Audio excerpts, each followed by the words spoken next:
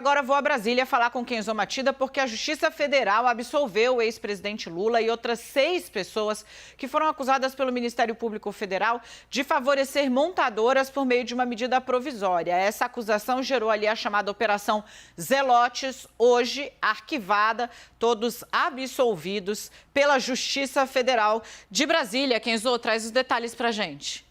Dani, na denúncia, o ex-presidente Lula era acusado de corrupção passiva na esteira da Operação Zelote, como você bem lembrou agora. Ele e todos os outros acusados, incluindo Gilberto Carvalho, então chefe de gabinete de Lula, foram absolvidos porque o juiz entendeu que não existiam provas suficientes contra eles. O Chico Prado traz ao vivo todos os detalhes dessa decisão. Chico, boa tarde. Oi, Kenzo, boa tarde. Essa decisão é do juiz Frederico Botelho de Barros Viana, da 10ª Vara Federal aqui de Brasília. Ele diz basicamente o seguinte, que a investigação não demonstrou de maneira convincente que o ex-presidente Lula e o seu então chefe de gabinete Gilberto Carvalho teriam participado no contexto supostamente criminoso. Os réus ligados às montadoras Caoa e MMC também foram absolvidos. Outras 5 pessoas, portanto, são 7 absolvidas nessa decisão. Na denúncia, Lula e Carvalho eram acusados, como você disse, de corrupção passiva no âmbito da Operação Zelotes, que apurou fraudes no Conselho Administrativo de Recursos Federais, o CARF. Segundo o Ministério Público Federal, a medida provisória andou muito rápido, tramitou de forma atípica aqui no Congresso Nacional, lá atrás, em 2009, penúltimo ano do segundo mandato do ex-presidente Lula. E foi editada em troca de uma propina de 6 milhões de reais ao Partido dos Trabalhadores. No entanto, os próprios procuradores, mais adiante, acabaram pedindo a absolvição dos réus. E restou, portanto, ao juiz que tomou essa decisão de absolvê-los, dizer na decisão que, abre aspas, é segura, portanto, a conclusão de que a acusação carece de elementos, ainda que indiciários, que possam fundamentar, além de qualquer dúvida razoável, eventual juízo condenatório em desfavor dos réus, disse o juiz Frederico Botelho de Barros Viana, da 10ª Vara Federal aqui de Brasília.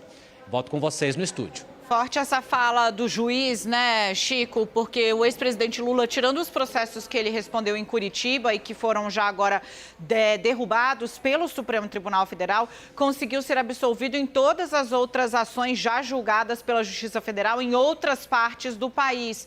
Forte essa fala do juiz, dizendo que não tem elementos sequer indiciários, ou seja, iniciais, mínimos, a corroborar as acusações que foram feitas pelo Ministério Público. Vamos entender qual é o impacto disso? Obrigada, meu caro, fazendo pauta dobrada hoje muito bem.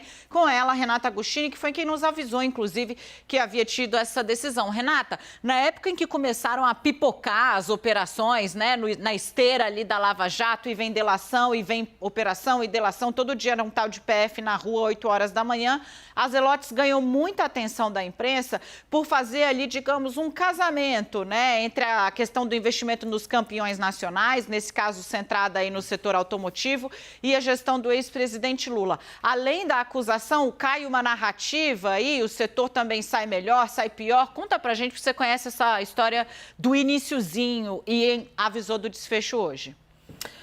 Dani, esse desfecho, ele era, de certa forma, esperado, porque o Ministério Público, em maio desse ano, já havia, então, feito o pedido para que os alvos, então, fossem absolvidos.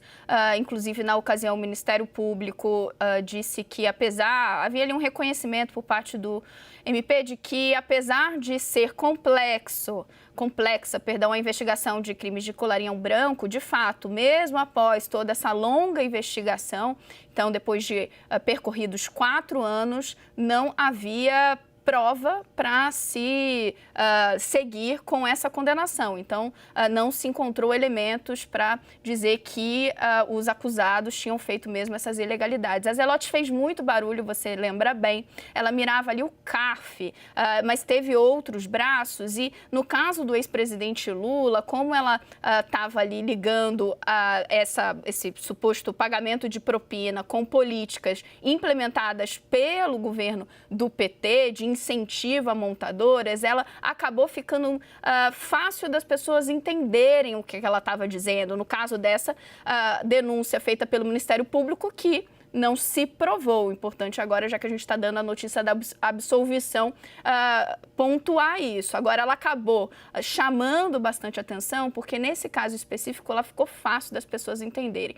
O problema é importante a gente destacar, é que teve gente que foi presa nesse caso e agora absolvida.